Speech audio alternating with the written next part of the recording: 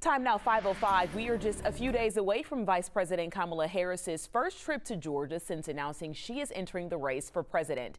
Harris is poised to be the Democratic nominee and will take on former President Donald Trump in November.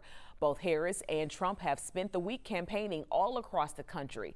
11 Alive's Jerry Carnes joining us this morning with a closer look at candidate strategy, Jerry, and really the big headline is what's being done to keep both of them safe. Well, good morning. It was just 1 month ago that President Joe Biden was here in Atlanta for a debate that ended up being the beginning of the end of his re-election campaign. Now the person that he wants to be his replacement on the Democratic ticket will be here as a part of Kamala Harris's abbreviated campaign for president. Officially, she has yet to lock down her party's nomination. But with only 4 months before the 2024 presidential vote, Kamala Harris has to hit the ground sprinting. Kamala Harris, to be competitive, has to make up a lot of ground in Georgia. She's got her work cut out for her. She's got a nomination that she didn't earn herself. And there's going to be some resentment about that within her party. Political strategists say next week's visit to Atlanta is part of the vice president's plan to focus on southern states, particularly black voters, a diversion from Joe Biden's focus on key Midwestern states.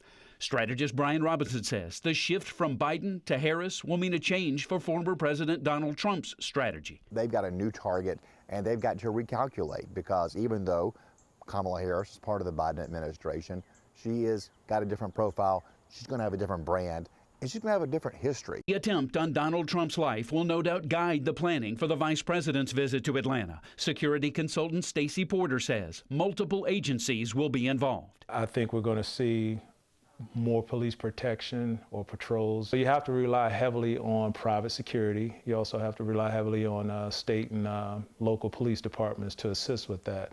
Political strategists believe next week's visit to Georgia will not be the vice president's last between now and November. Recent polls show that Donald Trump still leads, but the race for president has tightened since Kamala Harris entered the picture. Live in Midtown, Jerry Carnes, 11 Alive News. And Jerry, yesterday, both VP Harris and President Joe Biden met separately with Israeli Prime Minister Benjamin Netanyahu. President Biden pressed Netanyahu on a ceasefire. Biden also invited the families of American hostages being held in Gaza to the meeting. During VP Harris's meeting, she and Netanyahu worked on securing a deal to release those hostages, but also noted she has concerns about the scale of human suffering in Gaza. Later today, former President Donald Trump is set to meet with Netanyahu at his home at Mar-a-Lago in Florida.